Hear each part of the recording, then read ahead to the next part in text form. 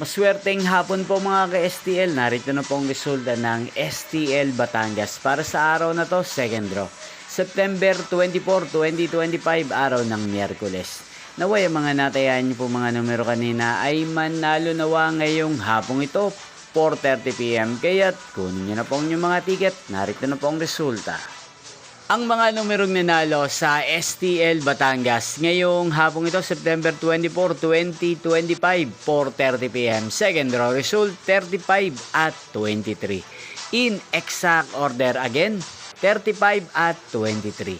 At ngayong hapong ito sa STL Batangas, atin pong i-shoutout si Ate Irene ng Batangas. Shoutout po sa inyo, Ate Irene. Sana po ay nasa maayos kayong kalagayan. Inyo pong napanood ang resulta ng STL Batangas sa channel na to, Roderick Hernandez TV.